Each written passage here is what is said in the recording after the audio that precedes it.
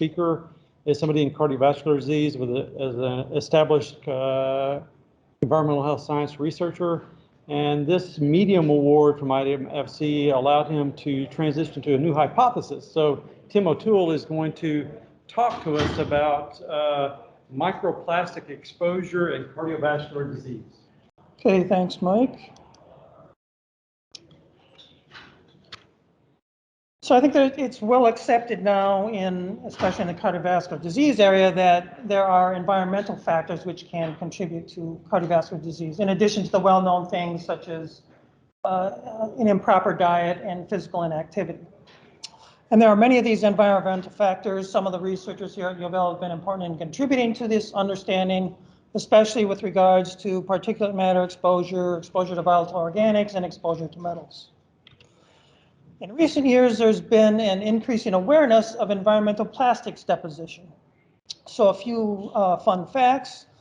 It's estimated that there are 360 million tons of plastics produced annually, and this number is going to continue to increase over the next few years. Although there are recycling programs, much of this plastic ends up in landfills or aquatic systems. Under these conditions, there's a gradual degradation of these particles, either by physical weathering or by some chemical reactions, into smaller, what are called microplastics. These are the secondary microplastics. In addition to these secondary microplastics, there are small plastic particles that are specifically manufactured in this size range. And these are mostly used for commercial purposes. And these are so-called primary microplastics. So there's now abundant evidence that both the secondary microplastics and the primary microplastics have found their way into food chains and to water supplies, and where human exposure is inevitable. And I think the best evidence comes from several studies finding microplastics in human stool samples and in breast milk.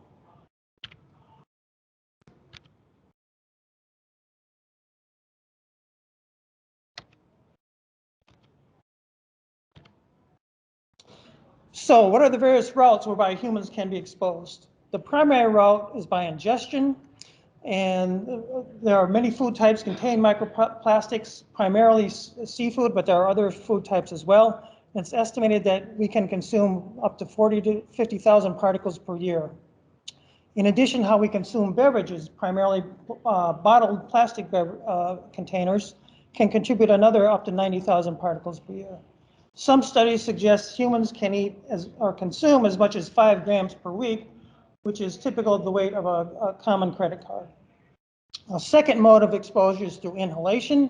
Because of their light weight and low density, microplastics can become airborne. A majority of these are believed to derive from vehicle tires. And it's estimated that one can breathe in 40 to 70,000 particles per year.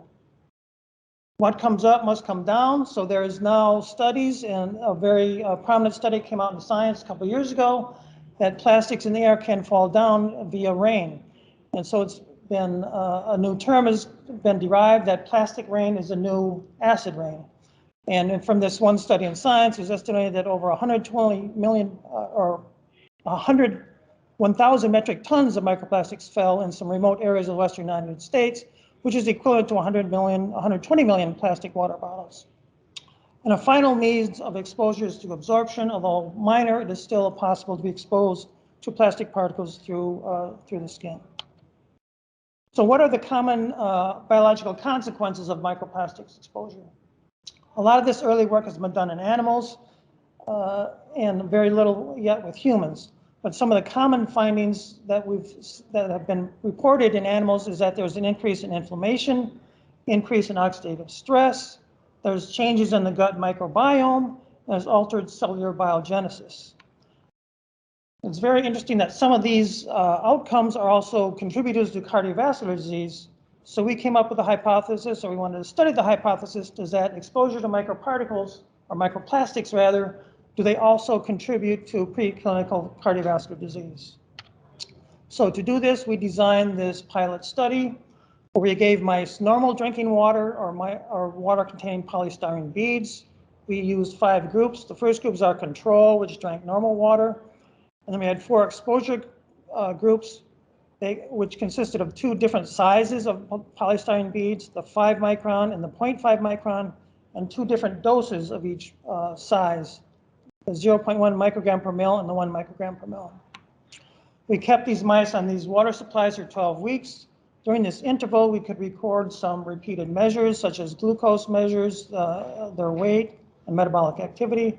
And then at termination, we collected tissues and could measure different cell types and different markers of preclinical vascular disease.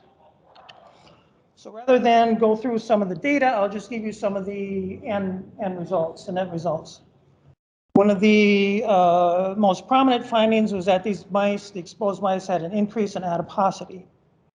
So here on the left, we looked at weight change. This was a measure done at 9 weeks. And we saw that at the high dose, the 1 microgram per ml dose of either size bead, we saw an increase, specifically statistically significant increase in weight compared to the control mice drinking normal water or to the mice drinking the low dose of each size particle. When we did a DEXA scan analysis at 9 weeks to look at body composition, we saw that there was an increase in body fat in these exposure groups. Next, we wanted to try and identify a mechanism for this increase in weight gain and adiposity. So the first thing we did was look at the microbiome. What we observed when we did this, we saw that there was a decrease in the beta diversity of the exposed mice, the polystyrene exposed mice, compared to the control mice. And this finding is consistent with reports in the literature suggesting that a decrease in beta diversity is associated with obesity in both humans and mice. A second major finding from our microbiome studies is that there was a relative increase in the abundance of the Firmicutes compared to the Bacterocetes phyla. And again, this is consistent with a literature report suggesting that an abundance increase in Firmicutes bacteria is associated with obesity.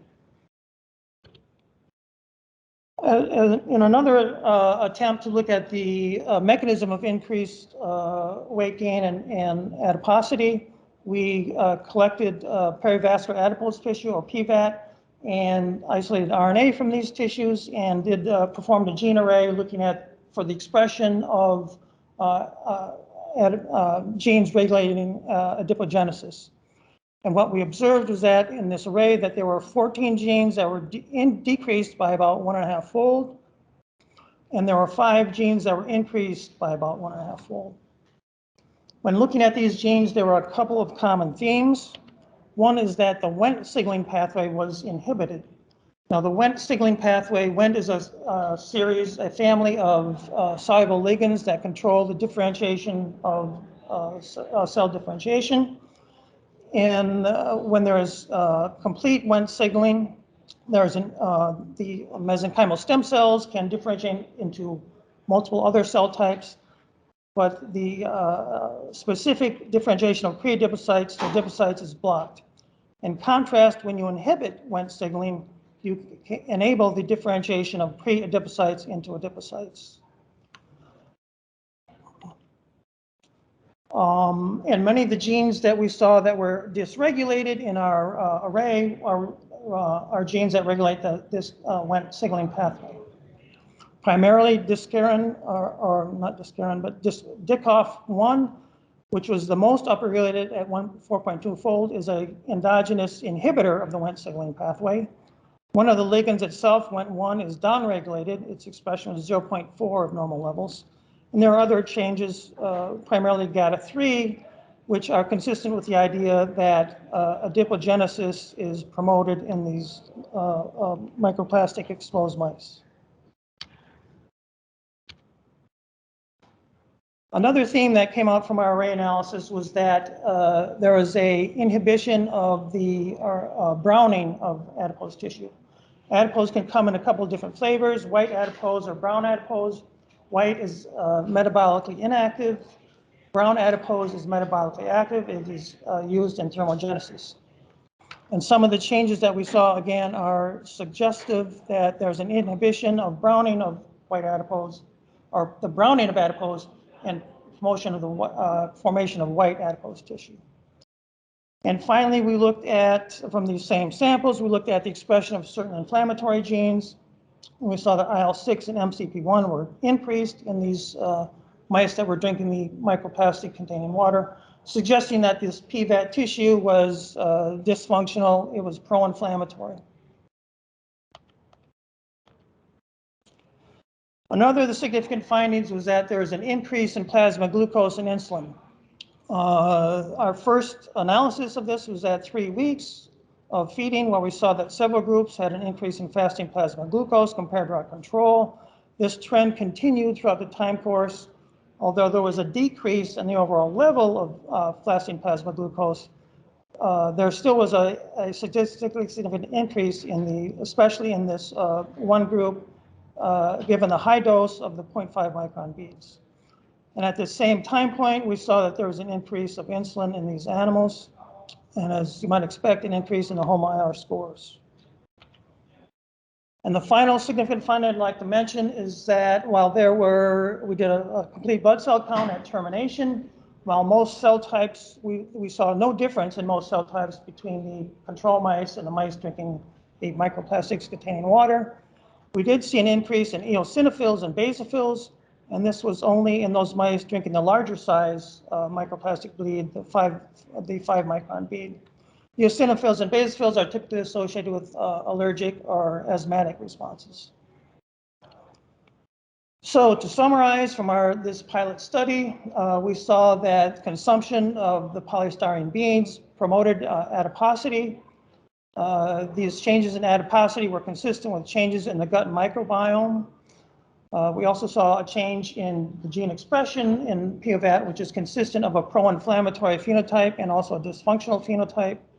We saw evidence of hyperglycemia. This was as early as 3 weeks, and also evidence of hyperinsulinemia, and we saw this at termination. We also saw this interesting increase in eosinophils and basophils. This was only in the animals that drank the large size bead, but not the smaller size bead. So this leaves a lot of unanswered questions, as you might hope from a pilot study. It gives you a lot of avenues to explore for future research. And these are just some of the questions that we're thinking about in our future studies. We saw these changes in PVAT. Are these changes in the gene expression changes also prominent in other fat depots? Are there any of these effects gender dependent? Are there any susceptibility factors? Would, for example, old age or high fat diet or circadian dysynchrony plus microplastics beads contribute to even a greater dysfunction? And what is the significance of the increased eosinophils and basophils? And also we use polystyrene beads. Would other beads, would mixture of other plastic beads have similar effects, or would they have other effects? I'll stop here. This is a list of people who were involved. I would like to specifically point out Jingjing Zhao was really the driver of this study, and we'll have a poster on this work tomorrow morning. And the funding sources, and in particular the CIEHS. So I'll be happy to take questions.